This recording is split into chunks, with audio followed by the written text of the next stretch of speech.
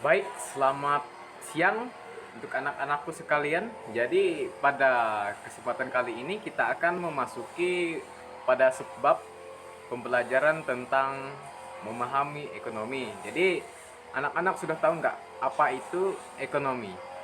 Jadi pada kesempatan kali ini Bapak akan memperlihatkan kalian, menjelaskan kepada kalian bahwa apa itu ekonomi, bagaimana sangkut pautnya dengan kehidupan kalian. Jadi sebelum kita memulai pembelajaran kita, Bapak ingin kalian refleksi dulu. Bagaimana kalian tadi di rumah? Apa yang sudah kalian perbuat untuk hari ini dan untuk kedua orang tua kalian? Jadi, sebelum kita memulai pembelajaran kita, baiklah anak-anak sekalian untuk reflektif dulu, memikirkan sesuatu hal yang paling penting dalam kehidupan kalian. Jadi, baik, kita akan lanjut memahami ekonomi, memenuhi kebutuhan hidup. Jadi anak-anak sekalian sudah tahu apa itu ekonomi.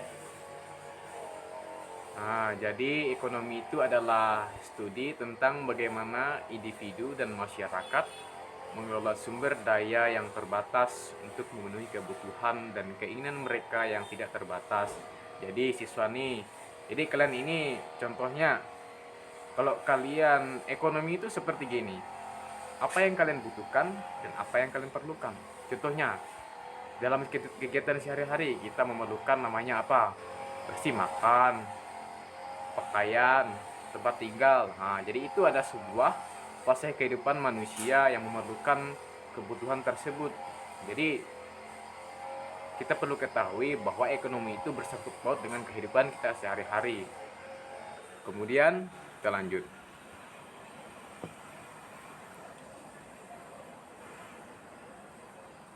Oke, kebutuhan dan keinginan fondasi pilihan ekonomi.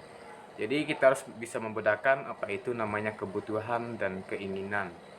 Jadi anak-anakku sekalian, kalian harus mengerti apa itu namanya kebutuhan dan keinginan. Jadi kebutuhan itu adalah apa yang kalian butuhkan sekarang. Contohnya, pada saat ini kalian butuhkan belajar. Itu adalah sebuah kebutuhan bagi dari kalian sendiri. Yang kedua, kalian membutuhkan namanya namanya sekolah. Sekolah sebagai sarana untuk kalian untuk menuntut ilmu, untuk membimbing ilmu kalian. Jadi kebutuhan ini sangat paling penting dalam kehidupan kalian anak-anak ya. Jadi contoh-contoh saja kebutuhan itu apa saja? Contohnya, kita berkebutuhan untuk minum, makan, seperti pakaian, tempat tinggal, pendidikan.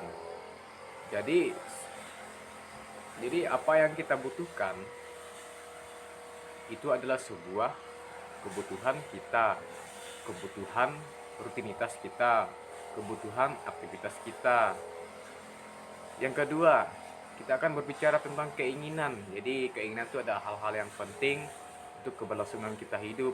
Contohnya, hari ini kamu ingin apa? Contoh, si Noel. Noel, saya tanya, kamu pengen apa?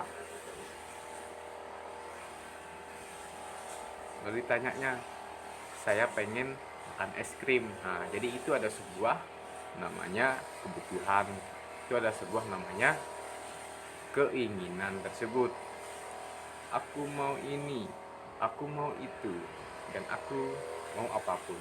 Itu ada sebuah keinginan untuk kita memuaskan seluruh batin kita, apa yang kita perlukan dan kita ingin. Jadi contohnya itu seperti mainan, seperti hiburan, rekreasi, es krim, gawai, dan liburan mewah. Itu contoh-contoh dari kebutuhan dan keinginan. Lalu lanjut lagi, kegiatan ekonomi, produksi. Jadi produksi adalah langkah pertama dalam siklus ekonomi, di mana sumber daya diubah menjadi barang atau jasa yang dapat memenuhi kebutuhan dan keinginan. Jadi ini adalah proses menciptakan nilai tambah. Contoh nyata dalam produksi meliputi produsen pakaian, mengubah benang dan kain menjadi berbagai jenis pakaian yang kita kenakan tiap hari. Jadi anak-anak, apa yang kalian pakai? Nah, jadi baju yang kalian pakai itu, dan ini baju yang kalian pakai itu adalah berasal dari produsen pakaian. Jadi mereka yang memproduksi pakaian tersebut dan mereka yang mengolahnya dari berawal dari benang sehingga menjadi pakaian. Jadi itulah kegiatan produksi. Yang kedua, petani menanam dan memanen tanaman pangan di diolah. Jadi setiap hari kita pastinya makan ya. Jadi apa yang kalian makan dan apa yang kalian lahap dan apa yang kalian rasakan itu adalah jerih payah dari petani. Petani yang menanam, petani yang memanen, dan hasil panen tersebut diolah menjadi makanan sehingga kita yang membelinya kepada pedagang-pedagang petani tersebut, kepada di pasar kita membelinya kan ya. Jadi itu adalah sebuah produsen atau produksi, karena kita memproduksi sebuah barang sehingga menjadi suatu kebutuhan bagi kita. Jadi pengembangan perangkat lunak, aksi dan program yang kita gunakan di komputer dan ponsel. Contohnya di dunia digital saat ini, teman-teman biasanya kan scroll TikTok. Nah, jadi pada saat itulah kita sedang menggunakan atau merasakan produk dari perangkat lunak. Jadi mereka yang pengembang perangkat lunak tersebut adalah mereka yang membuat aplikasi. Jadi mereka yang menciptakan yang apa yang kita perlukan pada saat ini. Contohnya aplikasi apa coba? Nah, yang orang biasa gunakan apa? TikTok, WhatsApp. Nah, itu kan mereka yang punya alih tersebut memproduksi dan mengendalikan sebuah perangkat tersebut. Nah, baik, kita lanjut lagi. Barang dan jasa dihasilkan melalui produksi kemudian digunakan oleh orang lain untuk dasar pertukaran ekonomi.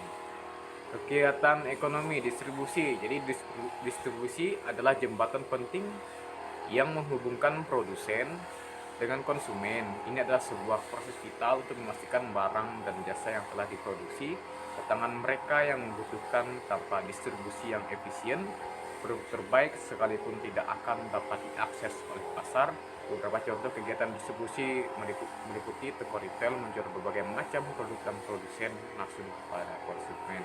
Jadi contohnya tadi sudah Bapak jelaskan bahwa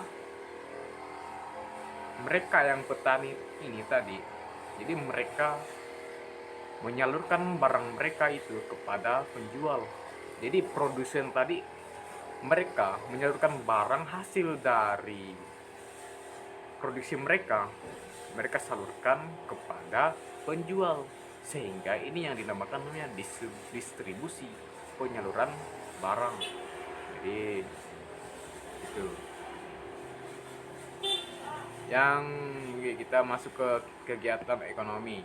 Baik, kegiatan ekonomi konsumsi adalah tujuan akhir dari setiap kegiatan ekonomi, di mana barang dan jasa yang diproduksi dan didistribusikan akhirnya digunakan untuk memenuhi kebutuhan dan keinginan individu. Jadi ini adalah tindakan menggunakan atau menghabiskan nilai ekonomi. Setiap hari kita terlibat dalam berbagai bentuk konsumsi. Akhir kata dari kata produksi dan distribusi. Jadi tujuan dari produksi dan distribusi tersebut adalah menjadikannya sebuah proses konsumsi. Jadi apa yang kita makan itu adalah proses dari produksi dan distribusi. Mereka yang menyalurkan barang, mereka yang memproduksi barang sehingga kita mengkonsumsinya. Jadi itu contohnya makanan setiap hari. Kita makan setiap hari, itu sebuah kan dari nasi. Jadi nasi itu kan dari penjual, kemudian penjual dari penanam. Jadi itu contohnya. Baik, seperti pakaian, kita memakai baju untuk menutup tubuh dan mengekspresikan diri contoh. dari distribusi, dari produksi, distribusi sampai ke kita. Apa yang kita gunakan pada saat ini adalah sebuah sumber dari mereka.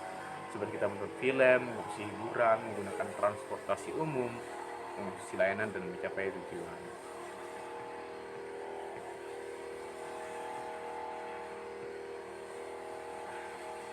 Peran sentra uang dalam ekonomi. Jadi uang, nah, siapa yang sini? Jadi berapa?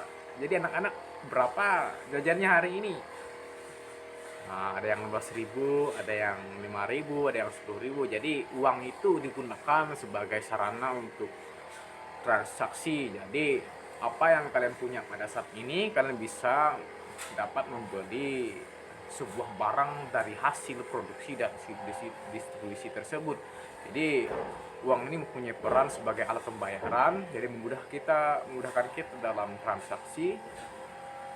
Contoh-contoh dalam bentuk transaksi itu contohnya seperti uang kertas yang kita saat gunakan, yang kita punya pada saat ini, itulah sebuah contoh dari bentuk uang, pemuda koin.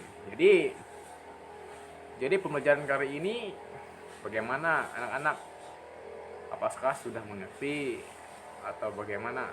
Jadi apa yang kamu dapatkan pada hari ini dan apa yang anak-anak ketahui pada hari ini. Jadi semoga apa yang Bapak jelaskan kepada kalian dapat kalian terapkan dalam kehidupan kalian.